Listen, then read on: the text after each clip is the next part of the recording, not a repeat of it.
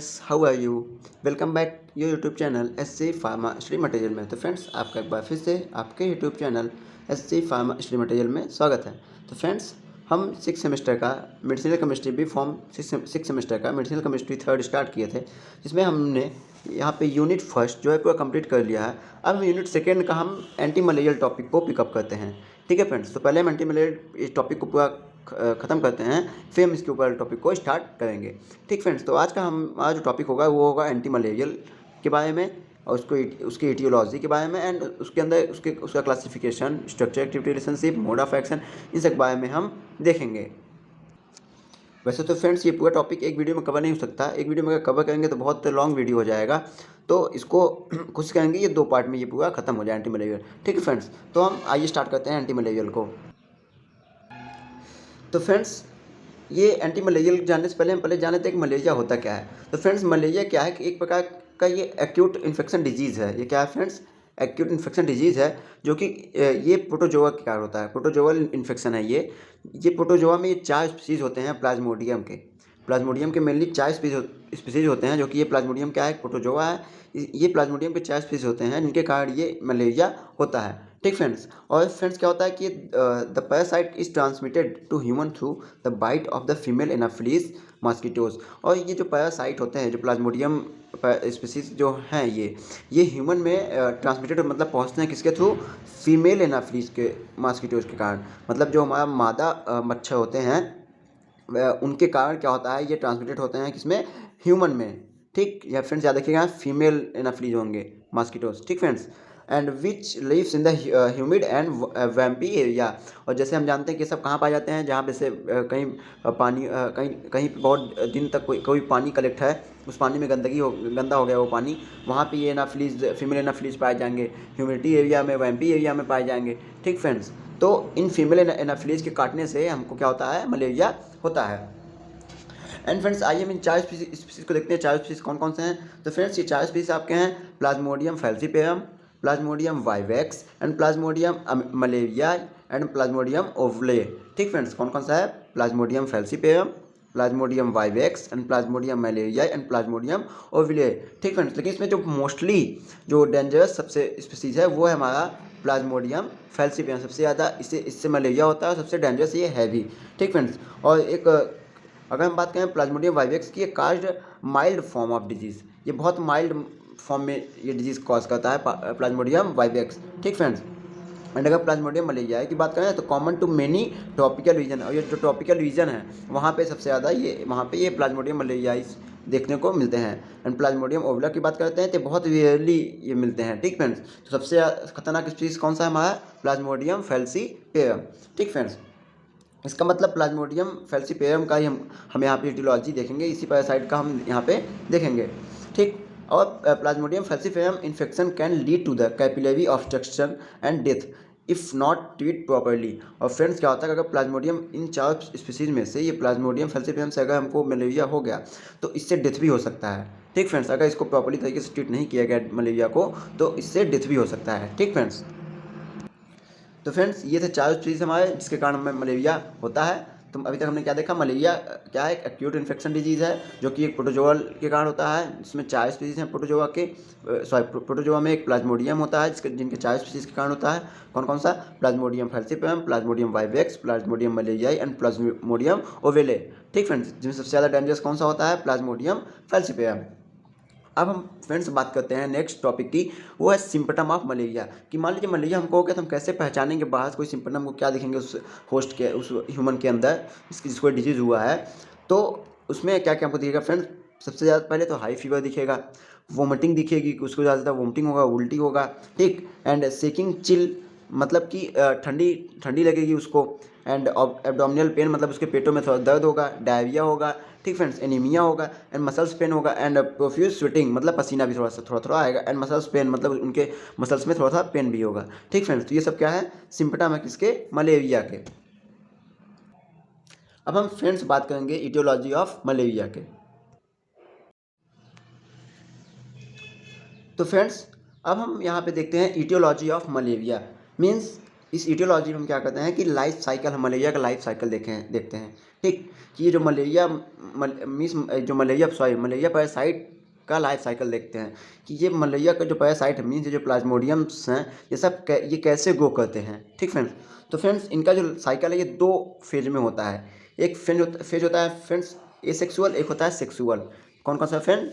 एक होता है हमारा एसेक्सुअल साइकिल, एक होता है हमारा फ्रेंड सेक्सुअल साइकिल।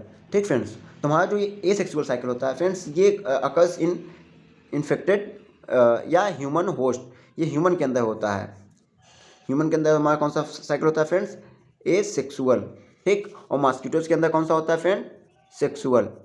मीन्स ये जो हमारा life cycle of malaria parasite है ये 2 साइकिल में कंप्लीट होता है, एक एसेक्सुअल एंड सेक्सुअल। जो हमारा एसेक्सुअल है ये किस में होता है फ्रेंड्स? ह्यूमन में, या कह सकते हैं होस्ट में। ठीक, तो होस्ट क्या होता है? एज ए ह्यूमन मान लीजिए, दैट इज ह्यूमन हो गया। ठीक, एंड हमारा sexual cycle occurs in the mosquitoes parasite, या हम कह सकते हैं that is female Anopheles mosquito.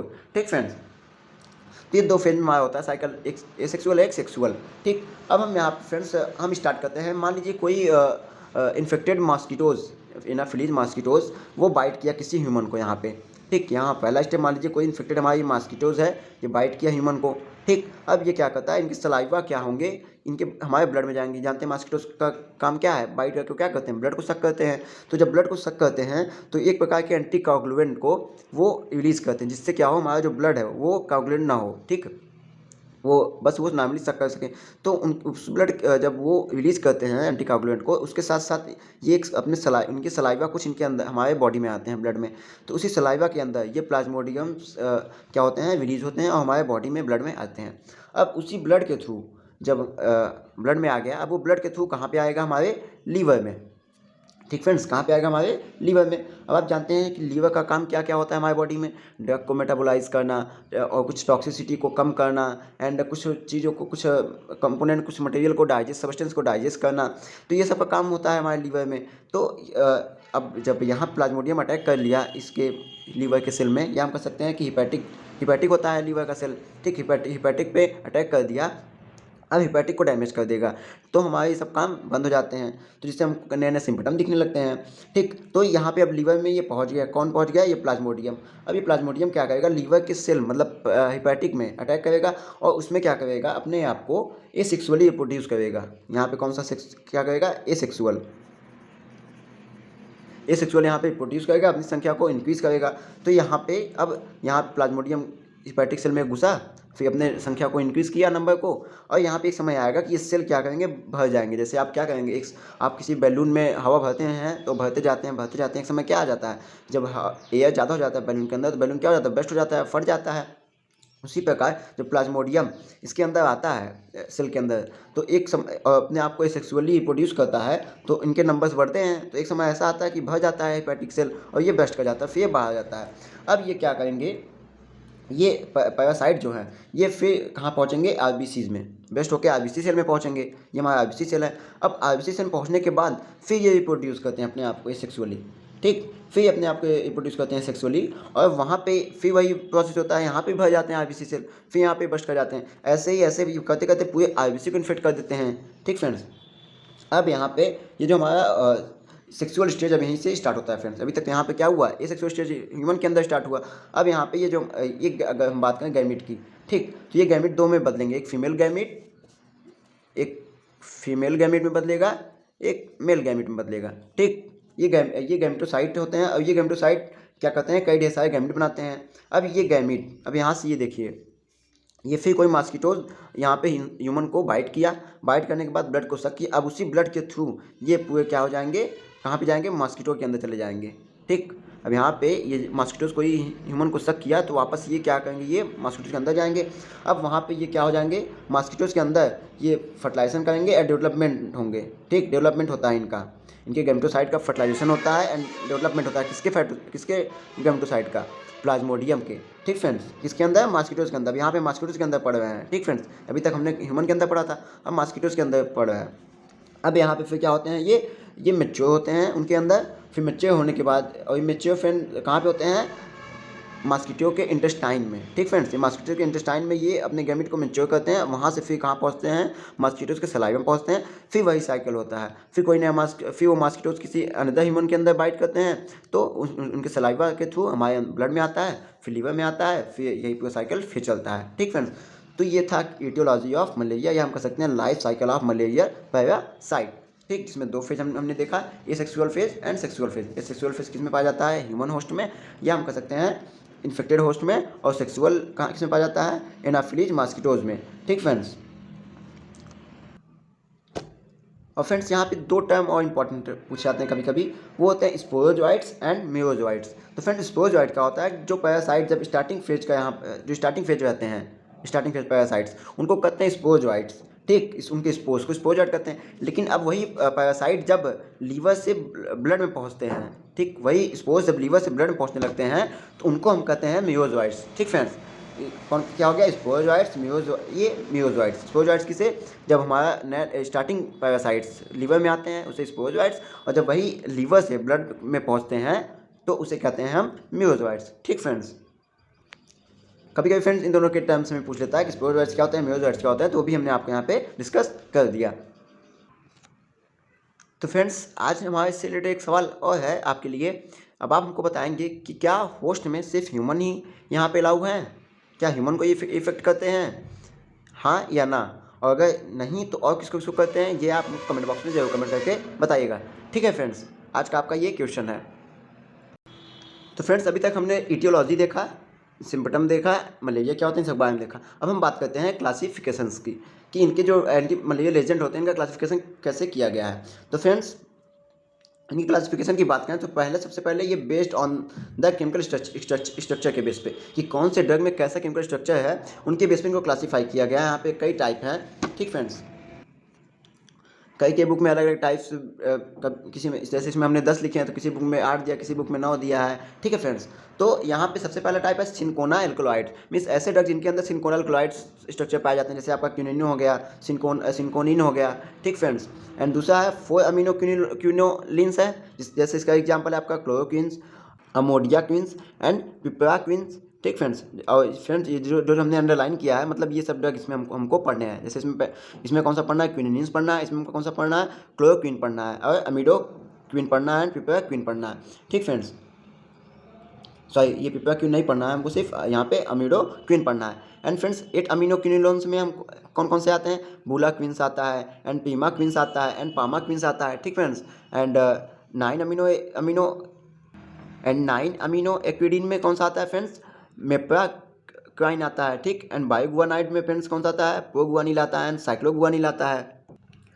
और फ्रेंड्स आप हमें कमेंट बॉक्स में कमेंट कीजिएगा, कमेंट करके बताइए कि आपने बायोगुआनाइड और कहाँ देखा था। अभी आप पिछले सेमेस्टर में जस्ट पढ़ के आए हैं, तो आप कमेंट बॉक्स में कमेंट करके बताइएगा बायोगुआनाइड ये ड्रग और कहाँ यूज किया गया था। ठीक है फ्रेंड्स, नेक्स्ट है आपका फ्रेंड्स पेरिमिडीन एनालॉग्स, जिसके आपका एग्जांपल है पाईमेथामाइन। ठीक, नेक्स्ट है आपका पॉलीसाइक्लिन, जिसका एग्जांपल है आपका डॉक्सीसाइक्लिन एंड हेलोफेंट्रिन। एंड नेक्स्ट है आपका सेस्क्विटर्पिन लैक्टोज, जिसका एग्जांपल है फ्रेंड्स आर्टिम ईथर और आर्टिसोनेट। ठीक, नेक्स्ट है आपका न्यू एंटी मलेरियल एजेंट, जिसका एग्जांपल है आर्टिमिसिन।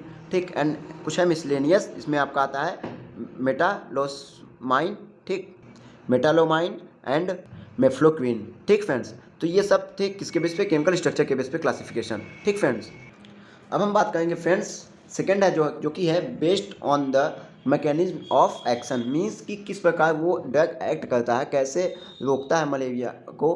ठीक, उसके हिसाब से हम क्लासीफाई किए गए। तो पहला है फ्रेंड्स प्राइमरी टिश्यू स्टेंजोंटिसाइड्स। ठीक फ्रेंड, कौन सा फ्रेंड्स, प्राइमरी टिश्यू स्टेंजोंटिसाइड्स। इसका मतलब क्या है फ्रेंड्स, ये टर्म यूज किया गया है किसके लिए, जब कोई drug destroy parasite in liver cell and prevent invasion of erythrocytes, means सब पैरासाइट को लीवर सेल में ही डिस्ट्रॉय कर दे।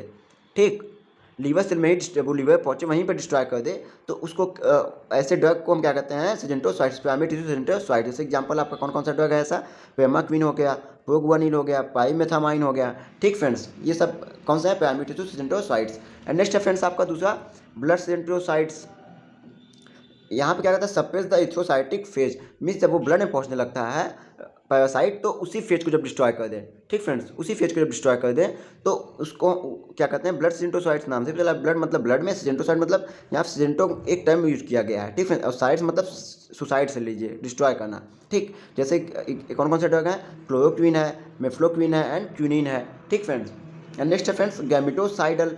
गैमेटो नाम से चला, गैमेटो मतलब गैमेट, साइडल मतलब सुसाइड मतलब किल कर देना, ठीक। मतलब ये क्या कहते हैं, जो पैरासाइट के जो गैमेट होते हैं उन्हीं को किल कर देते हैं। जैसे एग्जांपल आपका पाइमाक्विन हो गया, पीमाक्विन हो गया, ठीक फ्रेंड्स।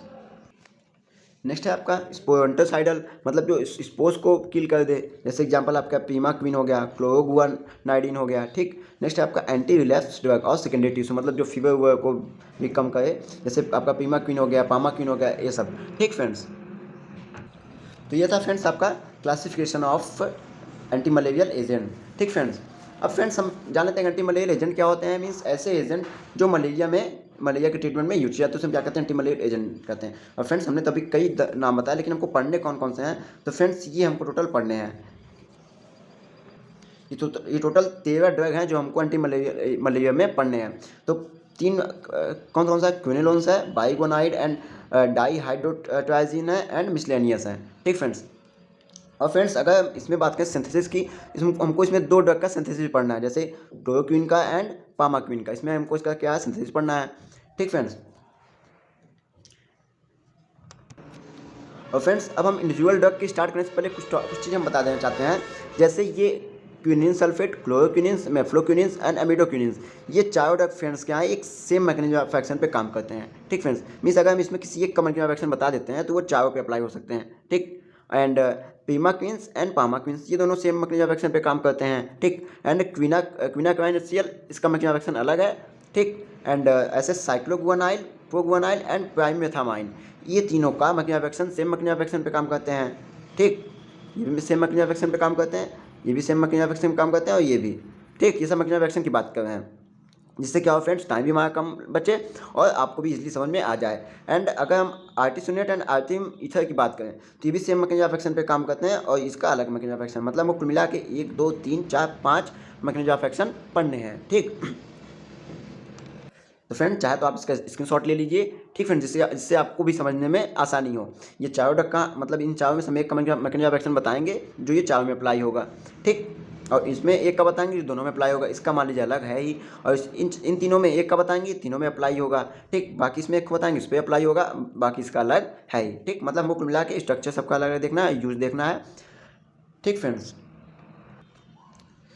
तो फ्रेंड्स हम स्टार्ट करते हैं। पहले वाला ड्रग हमारा जो है क्विनोलोन्स, पहले इसके बारे में देखते हैं। ये क्विनोलोन्स क्या है फ्रेंड्स, ये क्विनोलोन्स क्या है कि फ्यूज्ड हेटेरोसाइक्लिक रिंग है।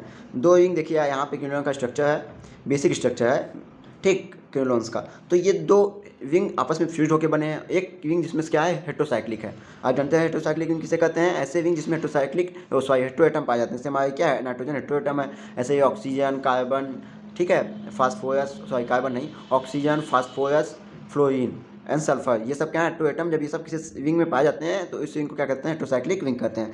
तो ये 2 रिंग फ्यूज्ड रिंग से बने होते हैं। तो अब हम इनके बात करते हैं SAR के बारे में, स्ट्रक्चर एक्टिविटी रिलेशनशिप के बारे में बात करते हैं, ठीक फ्रेंड्स। तो फ्रेंड्स अगर सबसे पहले की पॉइंट की बात करें तो मीन्स क्या है, 2 to 5 carbon atom between nitrogen atom. Means इस जो साइड चेन हमारा है नाइट्रोजन एटम का, इस नाइट्रोजन की और एक नाइट्रोजन और इनके बीच अगर हम 2 से 5 कार्बन रखते हैं तो इनकी एक्टिविटी बढ़ सकती है। जैसे एग्जाम्पल आपका क्लोरोक्विन हो गया, ठीक फ्रेंड्स। जैसे मैं आपको यहाँ पे दिखा दी स्ट्रक्चर क्लोरोक्विन का, यहाँ पे है क्लोरोक्विन का आपका स्ट्रक्चर, ठीक फ्रेंड्स। ये देखिए यहाँ पे साइड से एक नाइट्रोजन यहाँ पे है, एक नाइट्रोजन यहाँ पे है, ठीक। इन दोनों नाइट्रोजन के बीच अगर 2 से 5 कार्बन हम रखते हैं, ठीक फ्रेंड्स, तो क्या होता है कि इसकी एक्टिविटी बढ़ सकती है। जैसे एग्जाम्पल आपका क्लोरोक्विन का, ठीक फ्रेंड्स। एंड फिर नेक्स्ट है nitrogen in the side chain should be tertiary amine. Means जो साइड चेन हमारा जो नाइट्रोजन था, मीन्स ये जो हमारा नाइट्रोजन ये है साइड चेन वाला नाइट्रोजन, ठीक, ये टर्शियरी एमाइन होना चाहिए। ये टर्शियरी में मतलब यहाँ भी मतलब कोई नाइट्रोजन है, अगर यहाँ पे ये और ये तीनों आ रहा है तो इसको हम क्या कहेंगे, टर्शियरी एमाइन कहेंगे। तो यहाँ भी देखिए आ रहा है, यहाँ पे भी आ रहा है, यहाँ पे भी आ रहा है, ठीक। तो मतलब एल्किल ग्रुप तीनों नाइट्रोजन का जो तीनों बॉन्ड है वो एल्किल ग्रुप से अटैच होना चाहिए, तो हमारा टर्शियरी एमाइन हो गया। तो मीन्स क्या है कि अगर हमारा जो नाइट्रोजन है ये टर्शियरी है तो क्या होता है, उसकी भी एक्टिविटी क्या होती है, बढ़ जाती है, ठीक फ्रेंड। एंड क्या है फ्रेंड्स, अगर इसी साइड चैन में हम, ये हमारा जो साइड चैन है, ये हमारा जो साइड चैन है, इसमें अगर कोई भी डबल बॉन्ड या ट्रिपल बॉन्ड मिलता है रहता है तो उसकी एक्टिविटी कम हो सकती है। मीन्स ये अनसैचुरेशन अगर कंडीशन में होता है तो उसकी एक्टिविटी कम हो सकती है। ठीक friends, and friend next point है कि ये जो टर्सरी एमाइन यहाँ पे है, जहाँ ये तीनों जो जुड़े हैं, इसमें से अगर एक एथिल ग्रुप को हम हटा के OH से रिप्लेस कर दें, हाइड्रोक्सिल ग्रुप से रिप्लेस कर दें, तो फ्रेंड्स इसकी एक्टिविटी भी बढ़ सकती है, बढ़ जाएगी, एंड साथ ही साथ प्लाज्मा कंसंट्रेशन भी इंक्रीज हो जाएगा। ठीक फ्रेंड्स, किसका अगर हम यहाँ टर्सरी जो नाइट्रोजन है हमारा, यहाँ से एक एथिल ग्रुप को हटा दें और किससे रिप्लेस कर दें, सब्स्टिट्यूट कर दें OH मतलब हाइड्रोक्सिल ग्रुप से, तो क्या हो जाएगा, इसकी प्लाज्मा कंसंट्रेशन एक्टिविटी क्या हो जाएगी, इंक्रीज हो जाएगी। ठीक फ्रेंड्स, एंड फ्रेंड्स अगर हम बात करें अब हम इस क्लोरीन की, नेक्स्ट पॉइंट, इस क्लोरीन की बात करें, तो ये क्लोरीन यहाँ पे क्या करता है, 7 पोजीशन पर अगर हम क्लोरीन ऐड करते हैं तो ये एक्टिविटी को इंक्रीज करता है, मतलब इस क्लोरीन को हम चेंज नहीं कर सकते। एंड फ्रेंड्स अगर हम आयरन की बात करें तो इस आयरन को मेथिल ग्रुप से ना करें, क्योंकि मेथिल ग्रुप से हम करेंगे फ्रेंड्स तो इसकी एक्टिविटी क्या होगा, कम होगा, एंड टॉक्सिसिटी भी बढ़ सकती है। ठीक फ्रेंड्स, तो मेथिल ग्रुप के अलावा हम कोई भी ग्रुप यहाँ पे अटैच कर सकते हैं। एंड फ्रेंड्स क्विनोन का जो डी आइसोमर होते हैं वे लेस टॉक्सिक होते हैं देन एल आइसोमर के, मतलब जो डेक्स्ट्रो आइसोमर होते हैं वो कम टॉक्सिक होते हैं किसके, एल आइसोमर के। ठीक फ्रेंड्स, ये था आपका SAR। फिर से हम आपका एक बार पूरा रिवाइज कर दे रहे हैं। इस क्लोरोक्वीन के स्ट्रक्चर में हमने कौन कौन सा पॉइंट देखा। पहला पॉइंट देखा कि ये नाइट्रोजन, यहाँ पे जो साइड चैन का जो नाइट्रोजन है, इस नाइट्रोजन और इस नाइट्रोजन के बीच में अगर हम 2 से 5 कार्बन रखते हैं तो उसकी एक्टिविटी क्या हो सकती है, बढ़ सकती है। ठीक फ्रेंड्स, दूसरा हमने क्या देखा कि ये जो हमारा नाइट्रोजन है, ये वाला नाइट्रोजन, ये टर्सरी एमाइन होना चाहिए, मतलब तीनों एल्किल ग्रुप से अटैच होने चाहिए। ठीक, तब भी हमारी एक्टिविटी बढ़ सकती है। फिर नेक्स्ट हमने क्या देखा कि अगर इसके एक एथिल ग्रुप को हम OH से रिप्लेस कर दें तब भी हमारी एक्टिविटी इनहांस हो सकती है। और नेक्स्ट हमने क्या देखा कि अगर यहाँ पे 7 पोजीशन पे हम यहाँ पे क्या करें, क्लोरीन ऐड कर दें। ठीक, 7 पोजीशन क्लोरीन ऐड कर दें इस वाले स्ट्रक्चर में। देखिए फ्रेंड्स, यहाँ पे अगर क्लोरीन ऐड कर दें तो उसकी एक्टिविटी इंक्रीज हो सकती है, एंड क्या हो सकता है फ्रेंड्स कि टॉक्सिसिटी भी कम हो सकती है। एंड यहाँ पे R पे अगर हम मेथिल ग्रुप जोड़ देंगे तो यहाँ पे एक्टिविटी कम हो जाएगी एंड टॉक्सिसिटी भी बढ़ जाएगी, मतलब मेथिल ग्रुप के अलावा हम कोई भी ग्रुप यहाँ पे जोड़ सकते हैं। एंड फ्रेंड्स, ये हमारा जो साइड चैन है, इन साइड चैन में दोनों नाइट्रोजन के बीच में अगर कोई भी अनसैचुरेशन कंडीशन मिला, मतलब कि डबल बॉन्ड या ट्रिपल बॉन्ड मिला, तो इससे क्या हो जाती है, एक्टिविटी डिक्रीज हो जाती है, या हम कह सकते हैं कि इनकी टॉक्सिसिटी भी बढ़ जाएगी। ठीक फ्रेंड्स, तो फ्रेंड्स ये था आपका SAR के बारे में, SAR ऑफ क्विनोलोन्स के बारे में। अब हम इंडिविजुअल ड्रग के बारे में देखते हैं, सबका अलग अलग स्ट्रक्चर देखेंगे, यूज देखेंगे, अब मैकेनिज्म ऑफ एक्शन देखेंगे। तो फ्रेंड्स सबसे पहले हम स्टार्ट करेंगे क्विनोलोन सल्फेट के बारे में, इनके बारे में देखेंगे, मैकेनिज्म ऑफ एक्शन देखेंगे। इसका मैकेनिज्म ऑफ एक्शन देख लिया तो इसका भी कवर हो जाएगा, इसका भी है, इसका भी, तो बाद में हमको इन सबका बस स्ट्रक्चर और यूज देखना पड़ेगा अलग अलग। ठीक फ्रेंड्स, सबसे पहले हम बात करते हैं क्विनोलोन सल्फेट के बारे में। ठीक फ्रेंड्स, तो ये फ्रेंड्स क्विनोलोन सल्फेट, ये आपका क्विनोलोन सल्फेट है, जिसका स्ट्रक्चर देखिए यहाँ पे 3 इसमें विंग है। ठीक, ये आपका नाम क्विनोलोन स्ट्रक्चर, जो क्विनोलोन अभी हमने स्ट्रक्चर बताया 2 विंग फ्यूज हैं, ये वो वाला हो गया, प्लस ये एक्स्ट्रा विंग इसमें ऐड हुआ है। ठीक, और इसके अगर हम यूज अभी मैकेनिज्म ऑफ एक्शन देखने पहले हम यूज देख लेते हैं। इसका यूज जो है फ्रेंड्स क्या होता है कि it is used for the chloroquine resistance malaria. Means क्या हो जाता है, जब हम क्लोरोक्वीन किसी भी पर्सन को देते हैं, मतलब किसी को बीमारी हुआ है, अब उसको क्लोरोक्वीन इफेक्ट नहीं कर रहा है, तो उसकी जगह हम क्विनिन सल्फेट दे सकते हैं। ठीक friends, and it is used in complicated and severe malaria. Means अगर कॉम्प्लिकेटेड मलेरिया, सीवियर केस में मलेरिया होता है, उनके केस में भी हम क्विनिन सल्फेट का यूज करते हैं। एंड फ्रेंड्स इसका यूज कहाँ पे होता है, it is also used in the nocturnal muscles cramp. इसका मतलब क्या है फ्रेंड्स कि जब कभी कभी आप देखेंगे कि रात को सोते समय हमारे पैरों में बहुत तेज पेन स्टार्ट होता है, लेग में। ठीक है, पैर में क्या होता है, ड्यूरिंग द नाइट में पैर में पेन स्टार्ट होता है, तो उस कंडीशन में भी हम ये क्विनिलिन सल्फेट हम उसको दे सकते हैं। तो ये था फ्रेंड्स यूज। अब हम बात करते हैं मैकेनिज्म ऑफ एक्शन के बारे में कि ये ड्रग एक्ट कैसे करता है। ठीक, तो फ्रेंड्स ये क्या करता है कि हमारा जो पैरासाइट है वो जब ब्लड में हमारे जाता है, तो उस ब्लड में जाके हम जानते हैं कि अब उसको ब्लड में जाने के बाद उसको कुछ ना कुछ चाहिए ग्रोथ होने के लिए।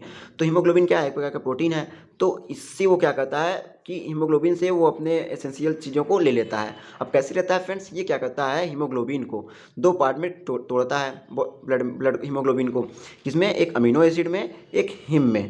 ठीक, जो कि लेकिन फ्रेंड्स ये जो हिम होता है ये उस पैरासाइट के लिए ये टॉक्सिक सब्सटेंस होता है। तोड़ता तो यही है, पैरासाइट ही, जो प्लाज्मोडियम है वही हीमोग्लोबिन को, हमारे हीमोग्लोबिन को 2 पार्ट में तोड़ेगा, एक अमीनो एसिड में, जिससे अमीनो एसिड से अपना एसेंशियल वाला काम कर देगा, जिससे ग्रोथ होगा उसका, एंड दूसरा हिम में, जो कि इसके लिए टॉक्सिक होता है। इसीलिए अब इसके लिए टॉक्सिक होगा मतलब इसके लिए हार्मफुल होगा, इसको मार सकता है। तो ये पैरासाइट क्या करता है, इसी हिम को चेंज करता है किसमें, हीमोजोइन में। हीमोग्लोबिन चेंज करता है किस एंजाइम के थ्रू, पॉलीमरेज एंजाइम उसके थ्रू क्या करता है, हिम को हीमोग्लोबिन में चेंज करता है। ठीक फ्रेंड्स, जिससे हीमोग्लोबिन क्या होते हैं, नॉन टॉक्सिक हो जाते हैं। अब फ्रेंड्स हमको एक यहाँ पे ये दिख गई एक वीक पॉइंट कि अगर हिम को हीमोग्लोबिन में कन्वर्ट ना होने दें तो ये हिम क्या करेगा, इस यहीं पे इसको किल कर देगा। तो हम क्या मीन्स तो हमको क्या करना पड़ेगा, ये जो पॉलीमरेज एंजाइम जो चैन ये पॉलीमरेज जो पॉलीमरेज हो कन्वर्ट कर रहा है हिम को हीमोग्लोबिन में, इसी पॉलीमराइजेशन को हम यहाँ पे रोक सकते हैं। तो फ्रेंड्स यहाँ पे हम क्या करते हैं, ये 4 ड्रग जैसे ये अमोडिक्विन हो गया, क्विनिन हो गया, क्लोरोक्विन हो गया और मेफ्लोक्विन, ये ड्रग क्या करते हैं कि ये जो पॉलीमराइजेशन हो रहा है, मतलब हिम से जो हीमोग्लोबिन कन्वर्ट हो रहा है, इसी को हम क्या करते हैं, रोक देते हैं। तो यहाँ से ये कन्वर्ट नहीं हो पाता और ये हिम क्या करता है, इसी पैरासाइट को यहाँ पे किल कर देता है या इनके ग्रोथ को रोक देता है। ठीक फ्रेंड, इनके लिए टॉक्सिक होता है क्योंकि ये, तो इसको क्या करता है, किल कर देता है। तो इससे हमारा मलेरिया इससे हम ट्रीट कर सकते हैं। तो ये था फ्रेंड्स एक ईजी एकदम बहुत ही आसान मैकेनिज्म ऑफ एक्शन। कौन कौन से ड्रग का, हमारा अमोडिक्विन का, क्विनिन का एंड क्लोरोक्विनिन का एंड मेफ्लोक्विनिन, ये चारों ड्रग का मैकेनिज्म ऑफ एक्शन सेम होगा, यही होगा। ठीक फ्रेंड्स, ये चारों ड्रग में अगर किसी का भी पूछता तो आप ये मैकेनिज्म ऑफ एक्शन उसमें लिख सकते हैं। तो यहाँ पर हमारा क्विनिल सल्फेट का हमने स्ट्रक्चर देख लिया, यूज देख लिया, मैकेनिज्म ऑफ एक्शन देख लिया। अब हम बात करते हैं क्लोरोक्विन के बारे में। ठीक फ्रेंड्स, तो फ्रेंड्स ये हमारा है क्लोरोक्विन। ये क्लोरोक्विन क्या होते हैं friends, chloroquine is the drug of choice for all form of malaria. Means कि कोई मलेरिया का फॉर्म हो उसमें क्लोरोक्विन से एक ये हम कह सकते हैं फर्स्ट लाइन ड्रग होता है क्लोरोक्विन, जिसको हम चॉइस करते हैं। ठीक फ्रेंड्स, यहाँ पर हमने बताया था कि यहाँ पे हमको सिंथेसिस भी पढ़ना है किसका, क्लोरोक्विन का एंड पामाक्विन का। तो यहाँ क्लोरोक्विन का सिंथेसिस फ्रेंड्स कैसे होता है कि जब हम 4,7 डाइक्लोरोक्विनोलिन को हम 4 amino first di ethyl amino pentane से हम रिएक्ट कराते हैं, इसका कंडेंसेशन कराते हैं, इन दोनों का कंडेंसेशन कराते हैं, जिसमें हमको HCl निकलता है साइड से और हमको क्लोरोक्विन मिलता है। ठीक फ्रेंड्स, मतलब देखिए यहाँ पे ये हमारा क्या है, 4,7 डाइक्लोरोक्विनोन्स है। अब और ये यहाँ पर हमारा क्या है, 4 amino 1 die ethyl amino pentane है। अब ये क्या करता है, यहाँ पे HCl ये इसका H1 और ये HCl बाहर निकल जाता है और यहाँ पे आके अटैच हो जाता है, जो कि हमारा क्या बन जाता है, क्लोरोक्विन। यहाँ पे कंडेंसेशन होता है। कंडेंसेशन फ्रेंड्स क्या होता है, ऐसे प्रोसेस जब दो आपस में रिएक्ट होकर कोई एक नया प्रोडक्ट बनाते हैं और साइड से कोई एक साइड प्रोडक्ट निकलता है। ठीक फ्रेंड, जैसे HCl, ये हमारा क्या होता है, कंडेंसेशन प्रोसेस के थ्रू ये हमारा क्लोरोक्विन बनता है। तो ये था क्या फ्रेंड्स, सिंथेसिस ऑफ क्लोरोक्विन। और यहाँ पे ये स्ट्रक्चर भी हो गया क्लोरोक्विन का, ये वाला स्ट्रक्चर हो गया क्लोरोक्विन का। अब हम बात करते हैं इसके यूज की। तो फ्रेंड्स इसका यूज़ देखिए यहाँ पे इसका यूज कहाँ होता है, यूमेटॉइड आर्थराइटिस में होता है। यूमेटॉइड आर्थराइटिस क्या होता है कि आर्थराइटिस मतलब जहाँ पे जानते हैं कि TIS ये आ जाता है, ITS IS आ जाता है, इसका मतलब इन्फ्लामेशन, और आर्थराइटिस मतलब जॉइंट पे इन्फ्लामेशन। और यूमेटॉइड मतलब क्या होता है, ऑटो इम्यून। जब हमारे ऑटो इम्यून के कारण जब हमारे जॉइंट पे इन्फ्लामेशन हो जाता है तो उसमें क्या कहते हैं, यूमेटॉइड आर्थराइटिस। मतलब यहाँ पे हम इसका यूज कर सकते हैं। ठीक फ्रेंड्स, एंड लिप्रा में कर सकते हैं, लिप्रा इन्फेक्शन मतलब जैसे जो इन्फेक्शन डिजीज होते हैं। ठीक, ऐसे ही हम यहाँ क्या कर सकते हैं, इन्फेक्शन मोनोक्लोलियोसिस में कर सकते हैं, एक्स्ट्रा इंटेस्टाइनल अमीबियोसिस में कर सकते हैं इसका यूज़। ठीक फ्रेंड्स, तो ये था इसका यूज, क्लोरोक्विन का यूज़ था। अब नेक्स्ट हमारा फ्रेंड्स मेफ्लाक्विन्स। ठीक, अब मेफ्लाक्विन्स की बात करते हैं। हमने कहा मेफ्लाक्विन का मोड ऑफ एक्शन वही जैसे हमने मेफ्लाक्विन का mode of action quinoline sulphate की तरह ही होगा। अब इसका स्ट्रक्चर देखें तो इसका स्ट्रक्चर देखिए फ्रेंड्स, यहाँ पे वही बेसिक स्ट्रक्चर जो है इसके जो हमारे क्विनोलोन्स में देखे थे वो है, और एक एक्स्ट्रा विंग अटैच हो गया है। ठीक, एंड अगर इसका यूज बात करें तो ये friends it is effective for the multi drug resistance, जैसे प्लाज्मोडियम फैल्सिपेरम। प्लाज्मोडियम फैल्सिपेरम में जो जैसे मल्टी ड्रग रेजिस्टेंस मतलब और कई ड्रग जो काम ना करें वहाँ पे मेफ्लाक्विन का हम यूज करते हैं। एंड इसका मैकेनिज्म एक्शन की बात करें सेम एज क्विनिन, जैसे हमने बताया। ठीक, अब हम बात करते हैं एमोडोक्विन की बात करते हैं। इसका स्ट्रक्चर देखिए फ्रेंड्स, ये है इसका स्ट्रक्चर। ठीक फ्रेंड्स, यहाँ पे बेसिक स्ट्रक्चर है, यहाँ पे एक विंग अटैच हो गया है, यहाँ पर डक्सी ग्रुप, यहाँ पे एक्स्ट्रा और नाइट्रोजन अटैच हुआ है, जहाँ से ये 2 एथिल ग्रुप अटैच हो गए हैं। ठीक फ्रेंड्स, और इसका यूज कहाँ पे करते हैं फ्रेंड्स, इसका यूज वही प्लाज्मोडियम फैल्सिपेरम मलेरिया को ट्रीट करने के लिए करते हैं। ठीक फ्रेंड्स, और बाकी यूज आप जो पिछला यूज पढ़े आप वो भी यूज इसमें डाल सकते हैं। ठीक फ्रेंड्स, तो ये था हमारा आज। तो फ्रेंड्स यहाँ पे ये 4 ड्रग हमने देख लिया है, तो ये वीडियो बहुत लॉन्ग हो गया है, इसलिए आज हम अभी इसी पे हम इसको रोकते हैं। बाकी सभी ड्रग को नेक्स्ट वीडियो में डिस्कस करेंगे। तो यहाँ पर हमने क्या क्या देखा फ्रेंड्स, मलेरिया के बारे में देखा, एंड इटियोलॉजी ऑफ मलेरिया देखा, सिम्पटम देखा, क्लासिफिकेशन देखा, फिर उसके बाद हमने क्या क्या देखा, हर ड्रग के बारे में देखा कि कौन कौन सा ड्रग पढ़ना है, फिर एंटी मलेरिया एजेंट क्या होते हैं, और ऐसे आप क्विनोलोन्स देखा, और फिर उसके बाद इंडिविजुअल ड्रग के बारे में देखा, इसके mechanism of action, structure and use के बारे में देखा। ठीक फ्रेंड्स, अब हम बाकी ड्रग को नेक्स्ट वीडियो में स्टडी करेंगे। तो आज के लिए फ्रेंड्स बस इतना ही। आपको वीडियो कैसा लगा कमेंट बॉक्स में कमेंट करके बताइएगा। एंड फ्रेंड्स, आपको नोट्स टेलीग्राम चैनल के माध्यम से प्रोवाइड कर दिया जाएगा, जिसका लिंक हमने नीचे डिस्क्रिप्शन बॉक्स में डाल दिया है। एंड फ्रेंड्स, जितने भी अभी हमने पिछले 2 क्वेश्चन पूछे हैं, आप उसका आंसर जरूर से जरूर फटाक से दें कमेंट बॉक्स में। ठीक फ्रेंड्स, तो फ्रेंड्स आज के लिए बस इतना ही। वीडियो को अंत तक देखने के लिए thank you and take care.